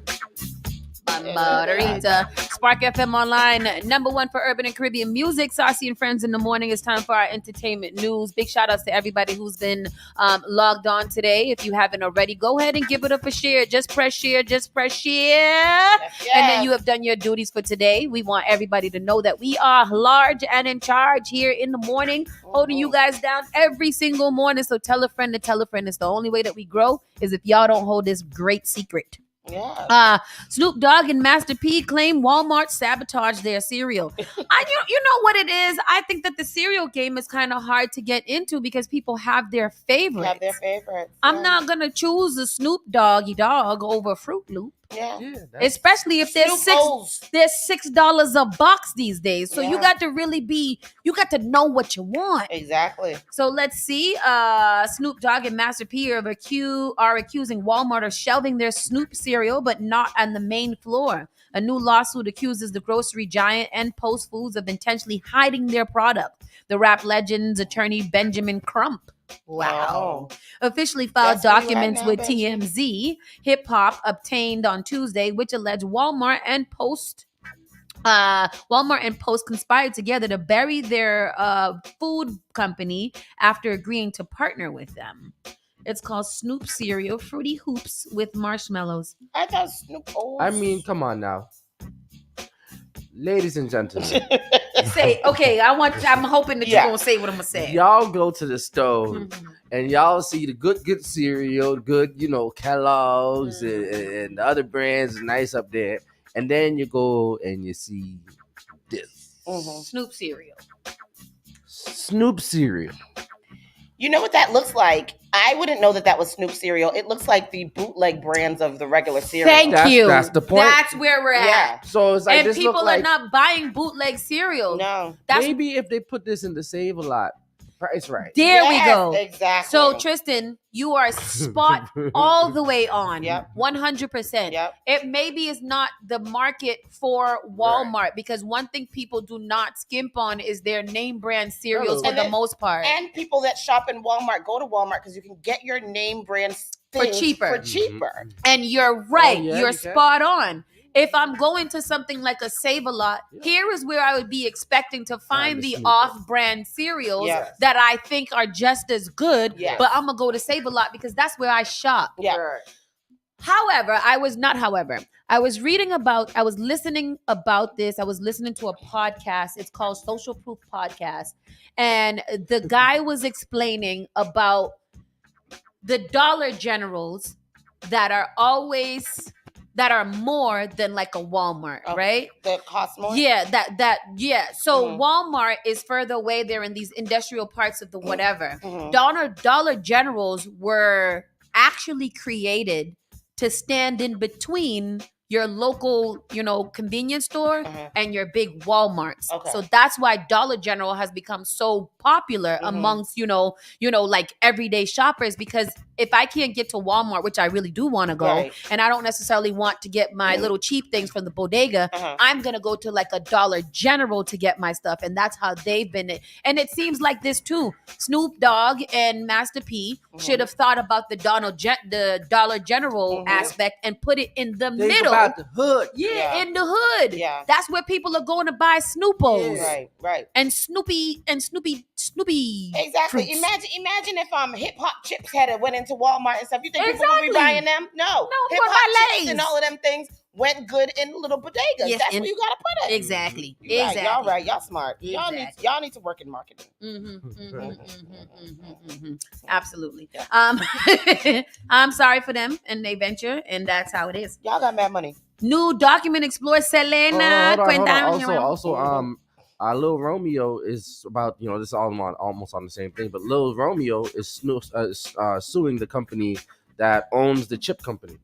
He's the suing Rap the gentleman Snacks? the Rap Snacks. Ain't Lil Romeo daddy own Rap Snacks? In 2000, no, he doesn't. There's another gentleman that owns Rap Snacks, but Master P was an investor. Okay. And basically what happened was in 2003, Romeo signed a deal with them because he was a face. He was on the bags of the Rap Snacks. And he said he only made $150,000 off the Rap Snacks. And the Rap Snacks is valued at something like $30-40 million. Really? Yeah. So the owner of the company is saying that he paid Master P back in the day.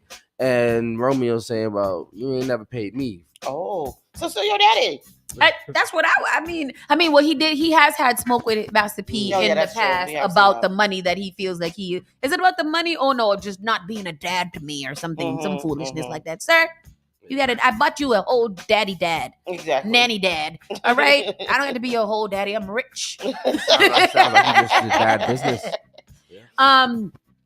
Selena, one of our most tragic superstars that had passed at the hands of her president of her fan club, Selena Quintanilla. Quintanilla's death is being explored in a new documentary, Selena and Yolanda, The Secrets Between Them, premieres this February 17th on Oxygen and includes interviews from prison with Selena's convicted killer, Yolanda Salvador. Hasn't there been mad documentaries about that? I don't know. I don't ever remember seeing a There's a movie. There's a J-Lo movie. was in the movie. That was a good movie. Never seen it. I only seen little parts of it. I think I've seen all of the major parts of it. The documentary is split in 3 parts and will feature interviews from Salvador and have been conducted for prison. Salvador, who's been under arrest since Quintanilla's death 30 years ago. Wow. Is up for parole on March of 2025.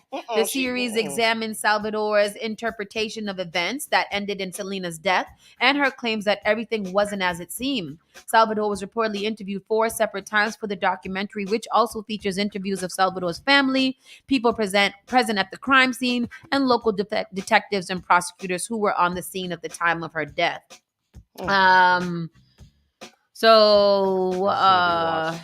This is gonna get big numbers. It's going because I've always wanted to know like her perspective too. Like what is it that happened in the vehicle that day that made you decide to whip out a gun and shoot up this girl? Yeah, she was obsessed with her, Yep. right? Mm-hmm. That's so crazy. That's so crazy. She was the friend and president of her fan club. Yeah, But you don't hear about fan club people being that close to the celebrity either. She was doing more than that. She was the head of the fan club, but also I think she was handling some money.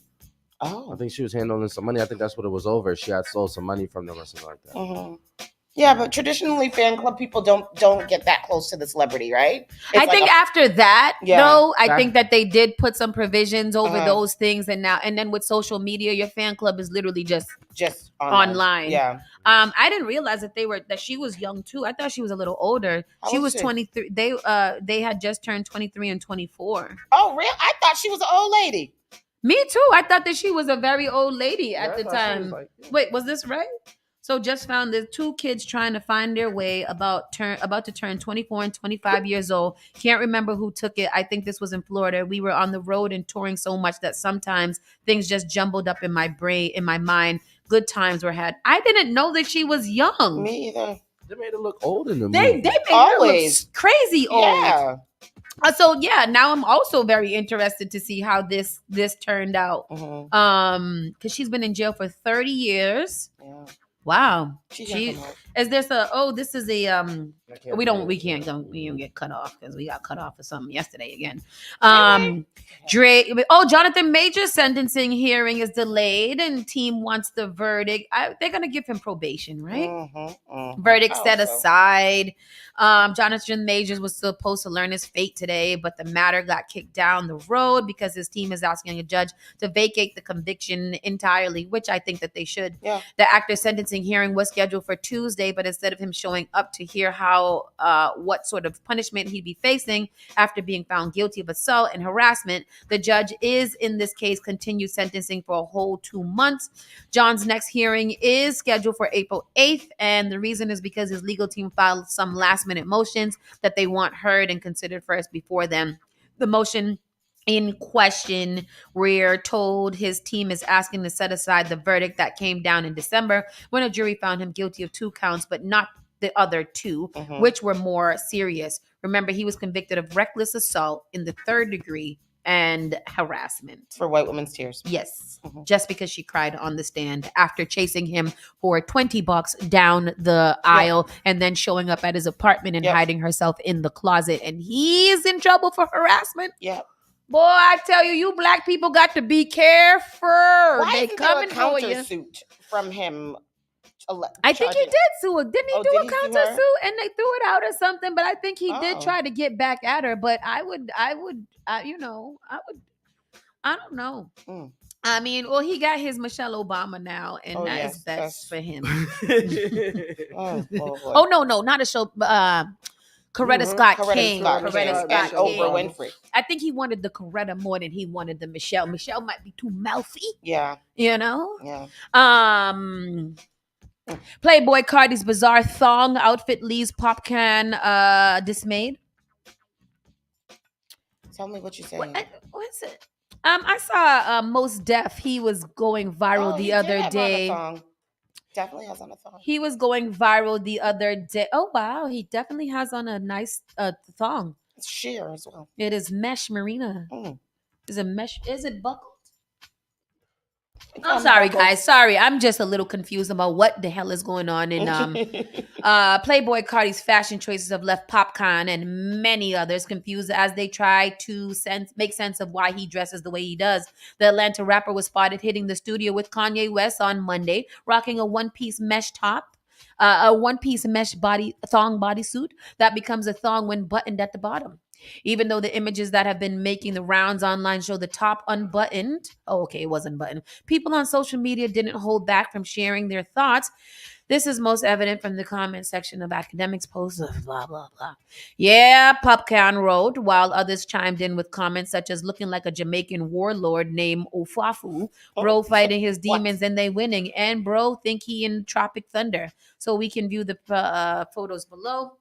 I mean, it is a very nice mesh top. I would like it for myself as a woman, but whatever. As a woman. I don't know what's on his face.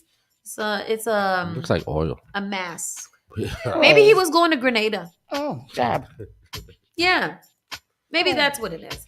We're gonna skip Playboy Cardi because he's an artist, and artists should be able to do what they want, right? Freedom of artistry. Freedom of speech. And freedom of creative abilities. Drake shocks the internet. Oh, yes. We didn't talk about this yesterday. Drake is trending because Drake, it could be deepfake. I don't know. I Googled that bright and early in the morning. Bright and early. So Drake was trending for the last 2 days because of his meat handling. Drake was found himself trending on social media for all the wrong reasons after an alleged sex tape leaked online. On Tuesday, an alleged video of the Canadian rapper star masturbating in bed while naked from the waist down surfaced online and quickly went viral. Needless to say, the not safe for work footage sparked a flood and shocked reactions on social media, with one person writing, "Why do I see Drake private parts on my timeline?" Someone else warned their followers, "Do not check why Drake is trending," while another post read, "Everyone after watching Drake leaked video," accompanied by the video collage of people in shock. Yeah. There were also a fair share of jokes, with one saying, "Not gonna lie, Drake really a perfect ass dude. Bro, light skin, unlimited money, drippy. Now he has a BD. We can't compete." Yeah. I'm not with the light skin comment. I don't know if that's sexy or not. Check out some of the reactions to the footage below. And there you guys can go trend and find this. But Drake, Drake,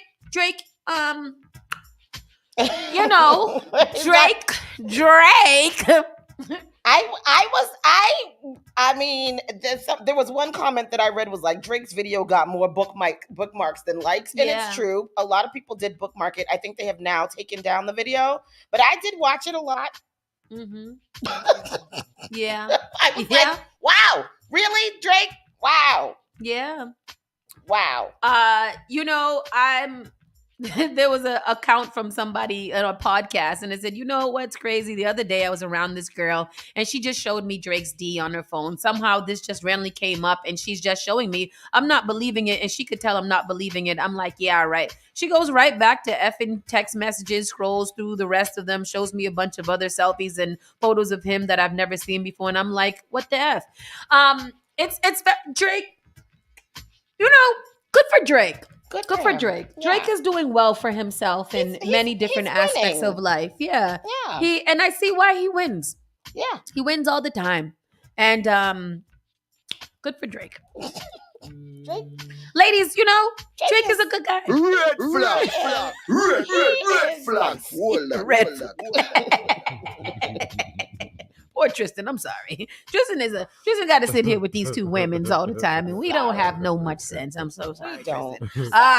Sexy Red had a baby. Yes, she did. Yes, she Congratulations to Sexy Red. She had a baby, and she made a video from it, and and the song entitled F My Baby Dad, which she filmed in her hospital room very shortly after giving birth, right after they give you that little mesh panty with the pamper inside of it to stop your lining from falling out. She did a video in the hospital room about F her baby dad. That was such a very fast pregnancy. It was. F her baby daddy already? Yeah. She was just with him last week. I mean, but it's trendy.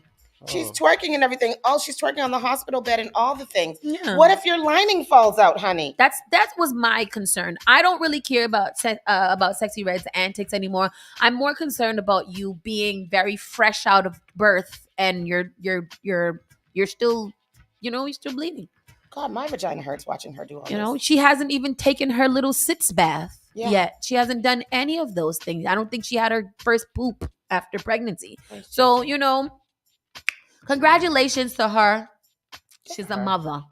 This is her second kid, I think. Yeah, her second kid. And then last but not least, 50 Cent U-turns on Eric Adams' criticism. But pressures NY governor over 2.4 migrant plan. Let's see what this is about. Show this. I don't know what's happening here. 50 Cent turns on Eric Adams. It's always so much videos. Hold on, we're trying to get the video at the queued state's up. governor Kathy Hochul. Has U-turned on his criticism of New York City Mayor Eric Adams and is now directing his ire at the state's governor Kathy Hochul. The G-Unit mogul has been critical of the state's immigration policies and called out Adams last week over a proposed plan to give migrants prepaid debit cards. 50 revealed on Monday, February 5th, that Adams had reached out with him to explain the policy before citing his unhappiness at New York wanting to spend $2.4 billion to deal with its migrant crisis. The Indie Club rapper wrote on Instagram, "I talked to at Nick Mayor Eric Adams. He broke down why this pilot program was put in place. He appeared to be on point, and on top of thing, now I want to talk to at Govkathiacal about the laws preventing him from doing things to make the situation better in New York. You want to talk to who? And where the proposed $2.4 billion she's planning on spending on migrants is coming from. Not my taxes." 50's post was accompanied by a clip of Mayor Adams. That AI's reading is terrible. And it's boring. Yeah. Blah. I did read into that as well. So the governor was supposed to be giving out these cards to the migrant families. They were like $50, and everybody was all up in arms because they were like, "How they giving them cards and we ain't even eat?" It's food stamps. Yeah. They just gave them food stamps. They didn't give them no real debit card with money and cash balances and things like that. Mhm. They literally gave them people food stamps so they can go to the stores and purchase food. Yeah. Again, I'm glad when Tanya was here yesterday, just kind of putting things in a little bit more perspective. The things that we hear on mainstream media are often a little bit exaggerated, and you do have to dig deeper when you're trying to figure out things. So we do encourage you, even the things that you guys read here or hear here, just go do your own research. Go study them for yourself. I appreciate all of you that be in the comment section that do know a little bit more. We will always rely on you, Janet, Lawanda, Schneider, all of you guys that kind of help us out, get deeper into situations. We do appreciate that because it means that we're paying attention and that we're not just falling for the okie doke of whatever else everybody gives us. So big shout outs to you guys for being tried and true and doing your thing and being smart citizens of Massachusetts. That's right. Hello. That's right. And beyond. I want to give a big shout out to Bobby Steele, who has become an unsung hero in the Spark FM family. I'm singing his praises, boy. I mean, I said to him yesterday, what's wrong with you? Why you so nice? Why you such a good guy? What's wrong with you? He said I'm married. That's what the hell. You hear that? More y'all need to get married. Hello, so y'all can be better, y'all can be like Bobby Steele. Exactly. Boy, I tell you. Thank you very much for your assistance yesterday, sir. I love when we get team members that are part of the team. Yeah. So big shout outs to everybody that is also holding us down here at Spark FM. We will see you guys bright and early tomorrow morning. Bobby Steele is up next with the Bobby Steele Show. I do believe that there's an amazing interview that they are going to be doing today. So make sure you guys keep it locked right here. Spark FM Online, #1 for urban and Caribbean music. This is Saucy and Friends. We out of here.